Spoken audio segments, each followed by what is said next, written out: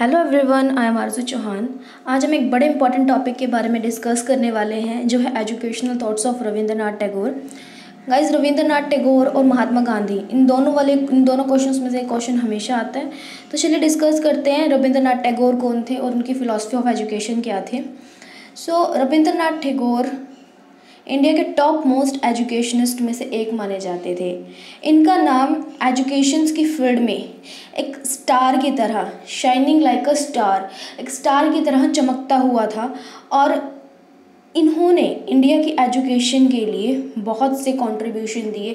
ये चाहते थे कि इंडिया में जो एजुकेशन है उसका लेवल बहुत ज़्यादा हाई हो और हर एक व्यक्ति को, इंडिया का कोई भी नागरिक हो, हर एक व्यक्ति को क्या है, शिक्षा प्राप्त होनी चाहिए। शिक्षा उनका अधिकार है। ये क्या थे? ये ग्रेट प्रॉफिट थे। क्या थे? फरिश्ते की तरह थे। इन्होंने एक फरिश्ते की तरह काम किया था इंडिया की एजुकेशन को ऊपर उठाने के लिए। इन्होंने एक कभी ना ख़त्म होने वाली एक बैटल, एक लड़ाई शुरू कर दी थी इंडिया के एजुकेशन को ऊपर उठाने के लिए, हाईएस्ट एजुकेशन के लिए। तो इनका जो योगदान है इंडिया की एजुकेशन को ऊपर लाने के लिए, एक बहुत ही एक अहम रोल था इनका। अब बात करते हैं इनकी ब्रीफ लाइफ स्केच की कि इनका जन्म कहाँ हुआ, इनकी शिक्षा कहाँ पर हुई। रविंद्रनाथ टैगोर का जन्म, रविंद्रनाथ टैगोर को क्या है, ग्रेट इंडियन संत माना जाता था। ये बहुत ही जाने माने संत थे। इनका जन्म 6 मई 1861 को कलकत्ता में हुआ था। इनके पिता महर्षि देवेंद्रनाथ टैगोर थे, जो कि एक ब्रह्म समाज के एक बहुत ही ग्रेट, एक महान लीडर थे।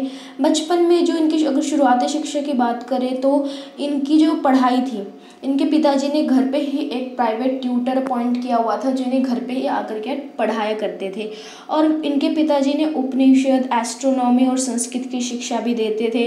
और फिर जैसे जैसे ये बड़े हुए, इनको Saint Xavier school of Calcutta यहाँ पर पढ़ने के लिए भेज दिया। और इनको क्या था, अब जब इनको घर पे ही पढ़ने की आदत हो गई थी तो इनको जो स्कूल का जो एनवायरनमेंट था वो बिल्कुल पसंद नहीं आता था।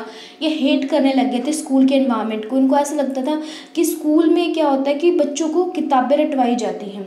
उनकी क्या, ना तो उनकी अंडरस्टैंडिंग होती है, ना उन्हें किसी चीज़ की नॉलेज होती है। उनको सिर्फ किताबें रटवाई जाती है, रटी रटाई भाषाएं उन्हें बोलना सिखाया जाता है। तो वो स्कूल का जो एनवायरनमेंट है और जो स्कूल में जो टीचिंग कंडक्ट की जाती थी उससे नफरत करते थे। फिर जब वो 16 साल की उम्र में गए तो उनके पिताजी ने उनको इंग्लैंड में लॉ की स्टडी करने के लिए भेज दिया। बट ये उस फील्ड में भी ज़्यादा बेहतर नहीं कर पाए, बल्कि वहाँ पे इंग्लैंड में रहते रहते उनका क्या है, इंग्लिश लिटरेचर की तरफ टेस्ट जो था वो काफ़ी ज़्यादा क्या है, बढ़ गया था। वो राइटिंग में और वो क्या है, पोएम्स लिखने में बहुत ज़्यादा इंटरेस्ट लेने लग गए थे। उन्होंने क्या, 20 साल की उम्र में उनकी जो फर्स्ट कलेक्शन थी पोएम की वो पब्लिश करवाई। और फिर उन्होंने अपनी लाइफ में जितने भी एक्सपीरियंसेस किए थे एजुकेशन को लेकर के, उनकी जो भी एजुकेशन को लेकर फ़िलॉसफी थी, उन्होंने 1901 में क्या शांति निकेतन की स्थापना की थी। और वहाँ पे इन्होंने जितने भी अपने एक्सपीरियंसेस हुए थे एजुकेशन को लेकर कि एजुकेशन कैसी होनी चाहिए, उन सबको शांति निकेतन में इम्प्लीमेंट किया। उन्होंने एक यूनिवर्सिटी की भी स्थापना की थी जिसका नाम था विश्व भारती यूनिवर्सिटी, और वो आज की भी बहुत फेमस यूनिवर्सिटी मानी जाती है। उनकी जो एक क्लासिकल वर्क था उनका, जिसका नाम था गीतांजलि के लिए उन्हें नोबेल प्राइज़ मिला था लिटरेचर की फील्ड में 1913 में। फिर उन्होंने कोलकाता यूनिवर्सिटी से ही क्या है, डीलिट की डिग्री प्राप्त की थी 1913 में ही। और फिर अगर हम कहें तो वो एक ग्रेट फिलोसफर और एक ग्रेट प्रॉफिट ऑफ ह्यूमैनिटी माने जाते हैं। वो क्या है, एक फरिश्ते की तरह माने जाते हैं मानवता के लिए। फिर क्या था कि 7 अगस्त 1941 को क्या उनका देहांत हो गया।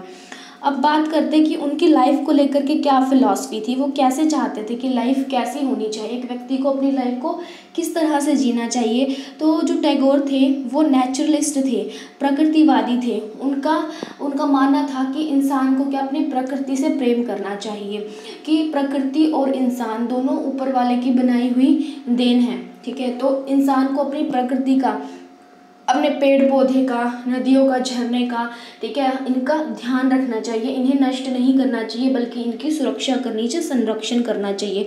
He had full faith in nature, और इनका क्या है, पूरा विश्वास था नेचर में, प्रकृति में इनका बहुत ज़्यादा मानना था। और ये क्या थे, ये चाहते थे कि हर एक व्यक्ति को फ्रीडम मिलनी चाहिए ग्रो करने के, डेवलपमेंट करने के लिए खुद के, as per his own wish, जैसा वो चाहता है वैसा ही उसे क्या है, उसे फ्रीडम मिले। ठीक है, ऐसे नहीं कि आप उसको कठपुतली बना के छोड़ दो बच्चे को, नहीं, बच्चे को खुद मतलब एट द ओन पेस उसे अपना स्पेस मिलना चाहिए अपने डेवलपमेंट करने के लिए, जो भी वो करना चाहता है। वो नेचुरलिस्ट के साथ साथ रियलिस्ट और आइडियलिस्ट भी थे। वो यथार्थ में विश्वास रखते थे, आदर्शवादी थे, और क्या थे, वो मैटरलिस्ट नहीं थे। ठीक है, but in no way he was a medallist, वो मेटलिस्ट नहीं थे, वो भौतिकतावादी में विश्वास नहीं रखते थे। भौतिकतावादी मीन्स कि जो व्यक्ति सिर्फ पैसों के पीछे भागता है या प्रोफेशन के पीछे ही भागता रहता है, मानवता से कोई लेना देना नहीं, तो क्या ये मेटलिस्ट नहीं थे। तो इनकी अगर हम रियलिज्म की बात करें तो वो इस चीज़ से डिपिक्ट करती है। उनकी कोट है कि our education should be touch with are complete life, हमारी एजुकेशन हमारी कंप्लीट लाइफ को टच होती हुई होनी चाहिए, चाहे वो इकोनॉमिक हो, इंटेलेक्चुअल हो, एस्थेटिक हो, social and spiritual. Our education should be in the very heart of our society, हमारी जो शिक्षा है वो हमारे सोसाइटी के हित में होनी चाहिए, हमारे सोसाइटी के अगेंस्ट नहीं होनी चाहिए। और एक व्यक्ति का अगर सर्वांगीण विकास की बात की थी इन्होंने, चाहे बच्चे का इंटेलेक्चुअल हो, सोशल हो, मोरल, एथिकल, हर तरह का डेवलपमेंट होना चाहिए, और शिक्षा व्यक्ति के हर एस्पेक्ट को टच करनी चाहिए। इनका मानना था वननेस ऑफ ह्यूमैनिटी, की ह्यूमैनिटी जो मानवता है क्या है, वो एकता है। ठीक है, मानव की एकता में विश्वास रखते थे कि किसी के साथ भी जाति प्रथा के हिसाब से या फिर जाति, लिंग, धर्म, किसी के भी हिसाब से किसी भी व्यक्ति के साथ भेदभाव नहीं होना चाहिए। हर व्यक्ति एक समान है, चाहे वो किसी भी रंग, रूप, जाति, धर्म का हो। वो स्ट्रिक्टली अगेंस्ट थे अनटचेबिलिटी के, छुआछूत के स्ट्रिक्ट अगेंस्ट थे। वो एक सच्चे देशभक्त थे। वो क्या चाहते थे, वो चाहते थे कि harmony between the east and west, चाहे ईस्ट हो या वेस्ट हो, हर एक इंसान को क्या है, हार्मनी के साथ सामंजस्यपूर्ण जीवन जीना चाहिए। एक दूसरे पर निर्भर होता है हर व्यक्ति, और हर व्यक्ति को मिल के साथ में चलना चाहिए। और क्या वो एक ट्रू वेदांतिस्ट भी थे। अब बात करते हैं कि उनकी एजुकेशनल जो फिलॉसफी थी वो क्या कहती है, कि वो कहते थे Tagore gives philosophy of life reflection that his educational philosophy, कि अगर हम बात करें उनकी लाइफ की फ़िलॉसफी से ही रिलेटेड थी उनकी एजुकेशनल फ़िलॉसफी। वो फुल्ली डिससेटिस्फाइड थे किससे, स्कूल के एजुकेशन सिस्टम से। उनको लगता था कि स्कूल एजुकेशन सिस्टम क्या है, सिर्फ रोट लर्निंग के ऊपर ज़्यादा फोकस करता है, कि बच्चों को बस किताबें पढ़वाई जाती हैं, किताबें रटवाई जाती हैं, उनकी ना अंडरस्टैंडिंग होती है, ना उनकी कोई डेवलपमेंट हो पाती है। और क्या था, जो भी वे है स्कूल में टीचिंग का, वो सब क्या है, इम्प्रैक्टिकल है, और सोसाइटी के जो सेटअप है, सेटअप ऑफ सोसाइटी और सेटअप ऑफ लाइफ के क्या है, बिल्कुल अगेंस्ट है, वो बिल्कुल भी उसके साथ मैच नहीं करता है। तो वो ये चाहते थे कि शिक्षा ऐसी हो कि जो व्यक्ति है वो खुद से ही क्या है, फ्रीडम के साथ, आज़ादी के साथ अपना क्या, क्रिएटिव सेल्फ एक्सप्रेशन कर पाए, अपना डेवलपमेंट खुद कर पाए। बच्चे को इतनी आज़ादी दी जानी चाहिए। उसके बाद क्या है, उनकी एजुकेशन को लेकर के क्या फिलॉसफी थी, कि according to Tagore education is that which does not merely give us information, एजुकेशन सिर्फ हमें इंफॉर्मेशन देने वाली नहीं होनी चाहिए, but it makes our life harmony with existence, all existence, बल्कि ये सिर्फ हमें इंफॉर्मेशन ना दे, बल्कि क्या है, हमारे जीवन में एक हार्मनी को एग्जिस्ट करे, कि हम सामंजस्यपूर्ण जीवन जिए। इस तरह के एजुकेशन की बात करी थी इन्होंने। Education is a permanent part of the adventure of the life, ये क्या है, एजुकेशन क्या होती है, एक परमानेंट पार्ट होती है। एजुकेशन कोई अगर हम कहीं एजुकेशन हम 10-20 साल पढ़ लेते हैं तो वो एजुकेशन हमारी ख़त्म हो जाती है, नहीं, ऐसा नहीं है। एजुकेशन हमारी थ्रू आउट द लाइफ, जब से हम जन्म लेते हैं और जब तक हम मृत्यु को प्राप्त करते हैं, तब तक हमारी जो शिक्षा है वो हमेशा चलती रहती है। It is not like a painful hospital treatment of curing students of their ignorance, but it is the function of health and natural expression of mind's vitality। ठीक है, ये ऐसे नहीं बोलते कि आपको एजुकेशन एक पेनफुल ट्रीटमेंट है, कि आपको हॉस्पिटल में क्या है, क्योर करने के लिए क्या है, स्टूडेंट को भेजा जाता है, ऐसा नहीं है। जो एजुकेशन होती है वो क्या, हेल्थ एंड नेचुरल एक्सप्रेशन जो है हमारे, उसके लिए होनी चाहिए।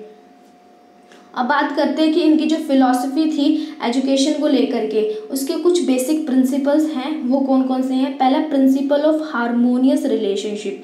इनका मानना था कि जो एजुकेशन है वो हारमोनियस रिलेशनशिप, सामंजस्यपूर्ण संबंध स्थापित करने वाली होनी चाहिए। आदमी का आदमी के प्रति मानवता की भावना, हमारे नेचर के प्रति हमारी भावना, इन सब को एक साथ लेकर के चलने की होनी चाहिए। इंसान को किसी भी धर्म जाति भेदभाव नहीं करना चाहिए। अनटचेबिलिटी के सख्त खिलाफ थे ये। तो क्या है, हारमोनियस रिलेशनशिप की बात की थी इन्होंने कि सभी के साथ सामंजस्यपूर्ण व्यवहार जो है इंसान को रखना चाहिए। उसके बाद इन्होंने बात की थी फ्रीडम, प्रिंसिपल ऑफ फ्रीडम। इनका मानना था कि हर बच्चे को पूरी आज़ादी दी जानी चाहिए कि वो क्या है, अपना माइंड का क्या है विकास कर सके, ग्रोथ एंड डेवलपमेंट कर सके, अपनी क्रिएटिविटी को खुद डेवलप कर सके, वो जिस भी फील्ड में जाना चाहता है उस फील्ड में जा सके। उसके बाद है क्रिएटिव सेल्फ एक्सप्रेशन, कि हर व्यक्ति को क्या है अपना सेल्फ एक्सप्रेशन, अपने मन में, उनके मन में जो भी चीज़ चल रही है, जो भी उनकी भावनाएं हैं, उनको एक्सप्रेस करने की पूरी फ्रीडम होनी चाहिए। इसके लिए बच्चों को क्या है कि डांसिंग, म्यूज़िक, सिंगिंग और जो क्राफ्ट है उसकी शिक्षा दी जानी चाहिए, इनका मानना था, ताकि बच्चे क्या है सेल्फ एक्सप्रेस जो है खुद को कर पाएँ। उसके बाद है principles of communication with nature. इनका ये भी मानना था कि जो मानव है, मानव को क्या है अपनी प्रकृति के साथ क्या है कम्युनिकेट करना चाहिए, क्योंकि हमारी प्रकृति जो है वो बहुत ही महत्वपूर्ण हिस्सा है हमारे समाज का। इंसान को क्या है अपनी प्रकृति की रक्षा करनी चाहिए, उसका संरक्षण करना चाहिए। अगर हम प्रकृति के साथ, ठीक है, प्रकृति के साथ अगर मिलकर चलेंगे, ठीक है, तो क्या होगा, हमारा जो है मानवता में क्या है और ज़्यादा हमारे अंदर निखार आएगा। एम्स ऑफ एजुकेशन, की इनके एजुकेशन का क्या एम था। पहला फिजिकल डेवलपमेंट। एजुकेशन का एम ऐसा होना चाहिए कि व्यक्ति का शारीरिक विकास हो, ठीक है, व्यक्ति का क्या है शारीरिक विकास हो, उसकी हाइट, हेल्थ, लेंथ, वेट सब क्या है उसकी बढ़े। फिजिकल डेवलपमेंट की बात करी थी इन्होंने। Aesthetic, moral and spiritual development होनी चाहिए एजुकेशन से। बच्चे में क्या है कि चीज़ों को क्या है सौंदर्य की दृष्टि से देखे बच्चा, कि हर चीज़ में खूबसूरती है, ब्यूटी की नज़र से जब किसी चीज़ को देखते हैं तो उसे एस्थेटिक कहते हैं। बच्चे के अंदर मोरल, नैतिक और क्या आध्यात्मिक बच्चे का क्या विकास होना चाहिए। बच्चे का इंटेलेक्चुअल डेवलपमेंट होना चाहिए, बच्चे का बौद्धिक विकास होना चाहिए कि वो क्या तर्क वितर्क कर सके चीज़ों को लेकर के। हारमोनियस डेवलपमेंट होना चाहिए कि हर एक चीज़ का, हर एक एस्पेक्ट का डेवलपमेंट होना चाहिए, चाहे वो सोशल हो, मोरल हो, इमोशनल हो, इंटेलेक्चुअल हो, सामंजस्यपूर्ण डेवलपमेंट होना चाहिए। पर्पसफुल एंड मीनिंगफुल एजुकेशन होनी चाहिए, ना कि रोट लर्निंग करवाई जानी चाहिए। एजुकेशन ऐसी हो कि बच्चे का क्या है हर तरह का विकास हो, बच्चे को शिक्षा दी जानी चाहिए इस तरह की।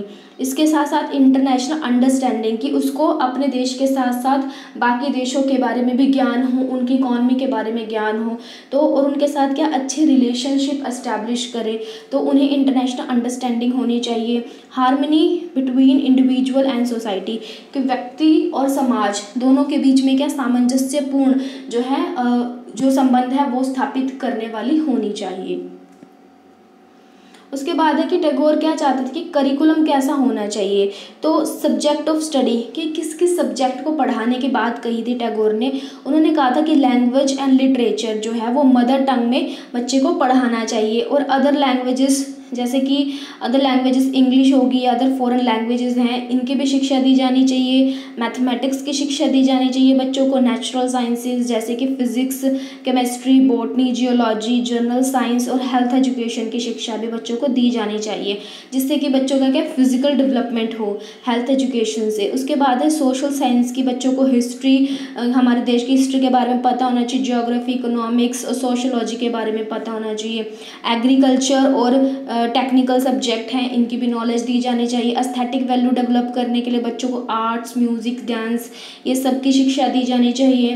देन फिलॉसफी की, रिलीजन की एंड साइकोलॉजी की भी शिक्षा बच्चों को दी जानी चाहिए। जिस बच्चे का जिस फील्ड में जो है इंटरेस्ट है, बच्चा इनमें से किसी भी फील्ड को चूज़ कर सकता है स्टडी के लिए। उन्होंने एक्टिविटी की बात की थी, एक्टिविटी एंड ऑक्यूपेशन की, कि बच्चा डांस सीखे, dramatic, music, games and sports क्या है बच्चे को अडॉप्ट करना चाहिए, drawing and painting, agriculture and gardening, excursions and laboratory work में बच्चे को इंगेज रहना चाहिए, ताकि क्या है बच्चे का जो है फील्ड वर्क जो है वो बच्चे अच्छे से कर सकें। उसके बाद है actual living and community service की, जो व्यक्ति है, जो बच्चा है, उसको क्या है एक्चुअल में, रियलिटी में क्या कम्युनिटी में रहना है, तो उसको कम्युनिटी में कैसे रहना है, अपनी कैसे सर्विसेज देनी है, तो इसके बारे में भी क्या है उसको पता होना चाहिए। मेथड ऑफ टीचिंग की बात करेंगे कि किस किस मेथड से बच्चे को पढ़ाया जाना चाहिए। पहला है टीचिंग वाइल ट्रैवलिंग, बच्चे को क्या है ट्रैवलिंग के साथ पढ़ाया जाना चाहिए। अगर आप बच्चे को फील्ड में ले जाते हो, ठीक है, बच्चे को फील्ड में ले जाकर के आप पढ़ाते हो, तो उसकी जो लर्निंग है वो लंबे समय तक बरकरार रहेगी। तो लर्निंग वाइल ट्रैवलिंग की बात करी थी। डिबेट एंड डिस्कशन की, कि किसी भी मुद्दे पर बच्चों के साथ डिबेट की जाए, डिस्कशन की जाए, जिससे क्या है उनकी जो मेमोरी है वो बहुत लॉन्ग लास्टिंग रहेगी, उनको जो चीज़ें हैं अच्छे से समझ में आने लगेंगी। एक्टिविटी मेथड की बात करी थी इन्होंने, कि बच्चों को प्रोजेक्ट मेथड दिए जाने चाहिए, या फिर बच्चों को कोई भी स्पोर्ट्स गेम्स जो हैं वो उसके द्वारा बच्चों को पढ़ाया जाना चाहिए, जिससे कि बच्चे क्या है बहुत अच्छे से एंगेज रह पाते हैं। इन्होंने ह्यूरिस्टिक मेथड की बात की थी, कि बच्चों को क्या है ओवरऑल जो है करके सीखने की बात करी थी, ह्यूरिस्टिक मेथड की बात करी थी। उसके बाद क्या है इनकी some other features of education, education की अदर फीचर्स में क्या है कि इनका मानना था कि विमेन को भी एजुकेशन दी जानी चाहिए, विमेन को अछूता नहीं रहना चाहिए शिक्षा से, विमेन का भी पूरा अधिकार है शिक्षा प्राप्त करने के लिए। इन्होंने रिलीजियस एजुकेशन की बात की थी, वोकेशनल एजुकेशन की बात की थी, कि बच्चों को बेसिक क्राफ्ट जो है उसकी शिक्षा दी जानी चाहिए, जिससे क्या है बच्चे अपना रोजगार कमा सके। मास एजुकेशन होनी चाहिए, कि हर एक व्यक्ति को शिक्षा प्राप्त करने का अधिकार है, सभी को शिक्षा मिलनी चाहिए। तो आज की वीडियो में इतना ही। अगर आपको हमारी वीडियो पसंद आई हो तो इसे लाइक शेयर कमेंट करना ना भूलिए। Thank you.